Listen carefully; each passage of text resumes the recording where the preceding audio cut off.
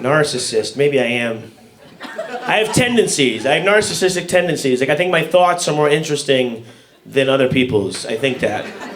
I know that's not true. That's not objectively true. It's just true to me. Here's the problem. When you believe that, it's difficult to meet new people, to bring new people into your life. Like, I went on a date recently, came home, my roommate was like, hey, how'd the date go? I was like, I don't know, fine. He's like, you gonna see her again? I was like, no, probably not. He's like, well, what happened? You were gone all night? You didn't like her? You didn't have fun? It wasn't fun.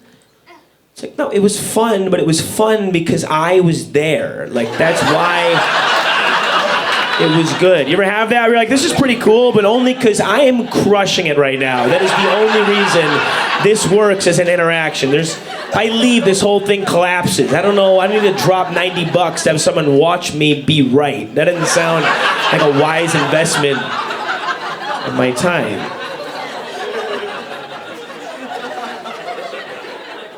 But that's subjective. I know the objective truth is it's me. I'm the problem. I'm intolerable. I know this about myself. I am intolerable.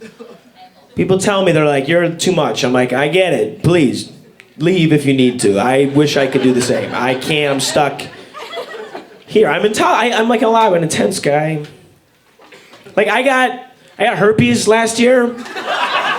Yeah, I don't give a shit. It's a myth. I can't explain it now, but you should just get it. Like, I know that sounds crazy. You should just get it. Because then you don't have to worry about getting it anymore. It's, like, better. Because the fear of, like, maybe getting it is way worse than what it actually is. That's the whole point. If you want, I'll be out after the show and back giving it to people. If you want me to give it to you. It's my merch. I'll sign the blisters for you. So,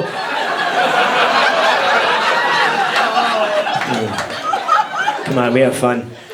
But anyway, so people ask me, they're like, yo, is it hard to date now that you have herpes? And I'm like, you know me. You think that's the deterrent? Have you ever talked to me? My personality has had herpes forever. Like, what do you think a blister on your dick is painful? Wait till you see how quickly I bring up 9/11 at Thanksgiving. That shit, there's no Valtrex to cure that discomfort. That is permanent. That's the thing, I'm single now, I don't like it. I don't like being single. I hate it. I don't like being in a relationship either, so I don't know what to do. They're both kind of bad. Isn't that what life is? You just pick a bad. Which bad do you want? You want loneliness or suffocating? Those are your options. What do you want your thoughts to be? Like, oh God, nobody loves me, or shut the fuck up. Like, that's really, you gotta pick. You gotta pick one. That's the worst, the fighting. Like, the drunk fights you get into in a relationship. I walk by a couple now, I see them fighting, I'm like, oh, thank God I'm not in that. That's porn for single people. It's just like, oh, I have to deal with that. My last girlfriend, she would get drunk. I don't drink myself. My friends all tell me to drink because I'm like in my head a lot. I like just all day walk around like, you're a fraud, piece of shit, fuck you. Like, in my head, like, it's like being heckled by my insecurity and doubt all day. So my friends are like, you should drink. If you drink, it will make those voices stop. That's not what happens, because when I drink, it makes those voices drunk, which is way worse.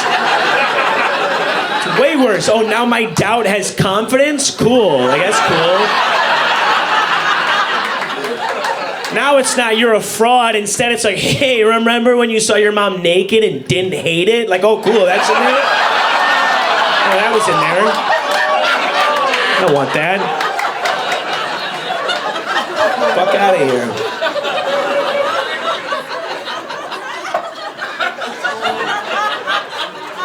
No, but we would get into the drunk fight. She would be drunk and she would just come at me, just say like those horrible drunk, illogical bricks of nothing. You're not creative. Like, we're in the middle of a bar. What am I supposed to? How am I supposed to fit? You want to paint you a mural here? Like, how am I supposed to? Can you shut the fuck up? She's like, don't tell me to shut the fuck up. I'm like, well, everybody's looking at us. She's like, good, let them look. You don't pay enough attention to me anyway. You don't tell me I'm beautiful enough. You don't think I'm beautiful? You don't think I'm one eye half open? Like, you don't think I'm beautiful? You don't think other guys want to fuck me? All these guys here, they all want to fuck me. I could fuck any one of these guys. Don't? Like, I don't know what you want me to say. Please don't. Like, let's not do that. I could fuck your friends too. They want to. Shut up! Stop! Stop! How do I get out of this? What do? You can't reason with her. You can't hit her, what do you do? Can we just agree that this is the one and only time it should be socially acceptable to roofie another person? Can we all just agree, hands in, this is the only time? Some people get weird. Don't get weird. Don't pull back because you associate the roofie with sex. There is no sex in this situation. Just roofie her and take her home. I'm not a piece of shit. There's no rule that says if you roofie someone, you have to fuck them. That's on you if you do that. If you drug someone and fuck them, that's you. Don't blame the drug for that. It's not a rape drug. You're a rapist. Like, you're...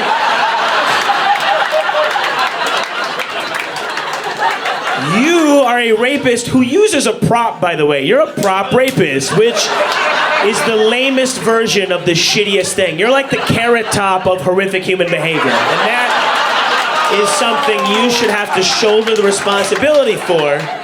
Don't pawn it off onto the capsule. That was you. But I wouldn't do that. I'm not a bad guy. I would roofie her, pick her up, call an Uber, take her home, carry her up the stairs to her apartment, tuck her in bed, take her contact lenses out, put them in the case with the solution. I get floss and floss her unconscious head. You know, it's my girlfriend after all. And I go to bed with her. We wake up in the morning. She's all groggy, like, oh my God. What happened last night? It's like, what happened? You were saying some crazy shit that was gonna make me leave you. But luckily, I love you too much to let that happen, so I roofied you. Like, I roofied the shit out of you to save the relationship. I don't know what else to do. What do you do? It's like when your internet goes out. What do? You unplug the modem for like 60 seconds, plug it back in, and then it's fine. It's the same exact solution. You can't reason with the modem. You can't be like, okay, you're a beautiful modem. I don't think you're crazy. I just think it'd be really cool if you went back to the green blinks. It's not gonna work. You gotta knock it out. It's the same with her. She's like, I'm gonna fuck your friends. And she's out. When you wait till the morning, you plug her back in. Whoop, your relationship is back at 5 bars. You're good to go. You are good to go. I don't want people to think I'm sexist either because I'm talking about roofing women. That's just who I date. If you date dudes, roofie them too, please. Equal opportunity. I feel like dudes should get roofied more than they do anyway. Not to have sex with them, just to prevent them from being like menaces, you know? I feel like it would make sense if every bar in the corner there was just like a pile of 6 knocked out dudes just like... What happened over there? The bartender's like, oh, they were creeping out some girls, so we had to neutralize. Just a janitor pushing him in the corner with a giant broom. And... No big deal, part of the gig.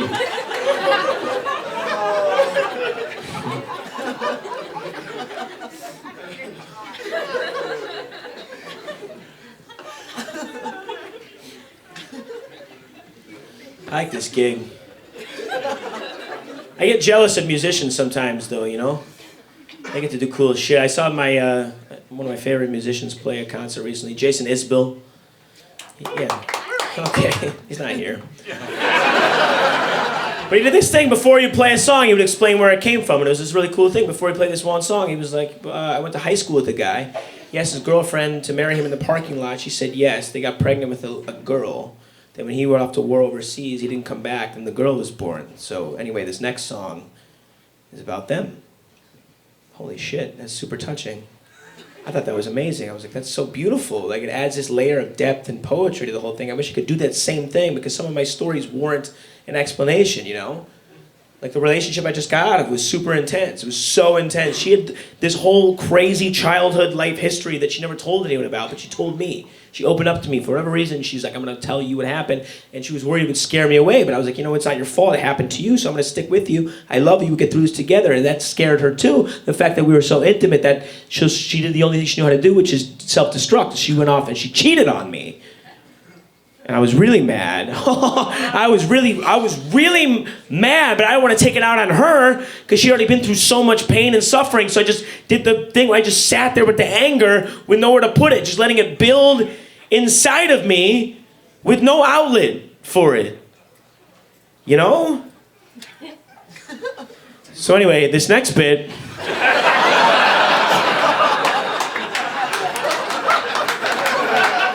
is about that. Sing along if you know it. I've never been cheated on in my life before. This is the first time. It sucks. If you've never been cheated on, it sucks. It lives up to the hype. Yelp 1 star. It's no good. Brings up trust and abandonment issues. So I told her, this is a deal breaker for me. I'm done. She's like, she said something I think a lot of people say after they cheat. She said, I'm sorry, I made a mistake. I made one mistake. Can you forgive my one mistake? Can we get through this one mistake? I'm so sorry I made one mistake, a stupid mistake. Can you forgive one mistake? How is cheating one mistake? But it's not, it's 50 in a row. It's not one mistake, you take someone else's coat by accident. That's one mistake. Cheating is a complex algorithm of steps. All the steps are necessary in order to pull off the task of cheating. You know how easy it is not to fuck somebody? I have not fucked almost every person ever. Like, it's pretty easy to not do it. You can't say cheating is one mistake. It's a series of mistakes you made in succession. You texted him, you met him at a bar, you got drinks with him, you got too many drinks with him, you went back to his apartment, you laid down on his bed, you made out with him, you took off his clothes, you took off your clothes, you got his dick hard, your pussy wet, you used it to fuck his dick over and over and over and over and over until it came on to you, and then you were like, oh, whoops, no!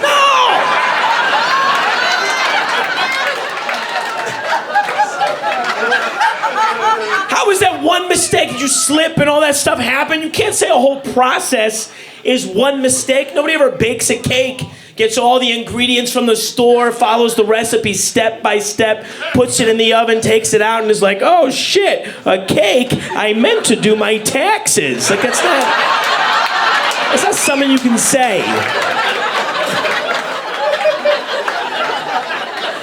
You can't mail the IRS a bundt cake. They're gonna be like, what the hell is wrong with you? You can't be like, geez, sorry, I made one mistake. God, I thought we were allowed one mistake.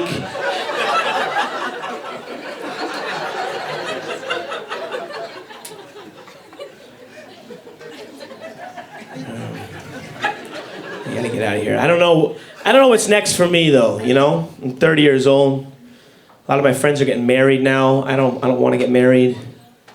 Can't believe people still get married. It's like, what are you, 2?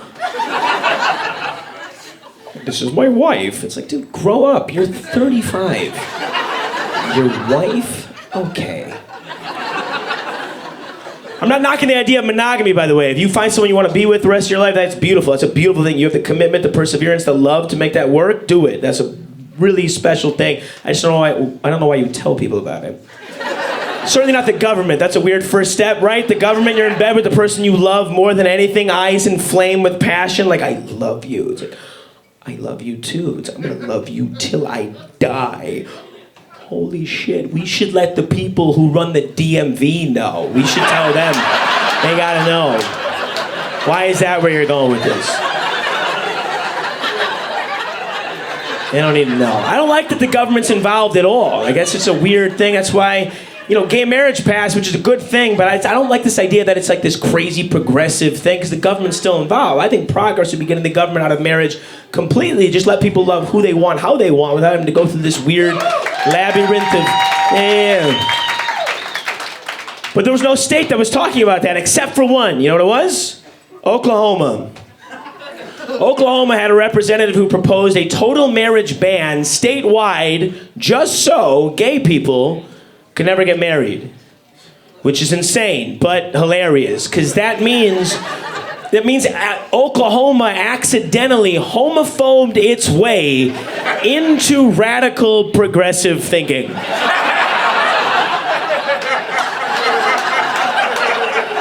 By far the most advanced discussion on the subject, and it was driven by bigotry. I wish I were at that meeting to see what other ideas were proposed, see what other radically progressive ideas they can come up with that were fueled by hatred, you know? The guy's like, you know what we gotta do? We ban marriage altogether. That way them homos can never participate. Everyone's minds are blown, like they're rethinking everything. Another guy stands up like, you know what else we gotta do? We gotta dissolve our currency. Set up what's called a resource-based economy, establish a more egalitarian distribution of wealth. This will make the pursuit of individual wealth an unnecessary and irrelevant endeavor, which will help end the tyranny of nepotism as well as the virtual monopolies of corporations. This will slowly deprogram the state and corporate-backed propaganda that rots our minds and poisons our souls, which will restore the complexion of our cultural and individual psychology to where one's self-identity is no longer linked to the market value of his commercial function, but rather to the spontaneous actualization of his human desires. There would be no need for laws because the guiding principles of society would arise organically as the unwritten negotiations between our communal needs.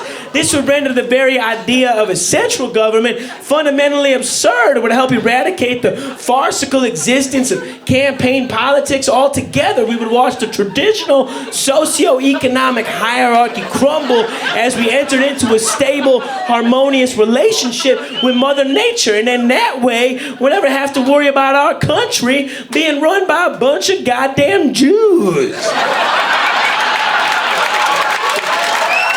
The whole time it's because we hate Jews. Thank you guys very much. Enjoy the rest of the show.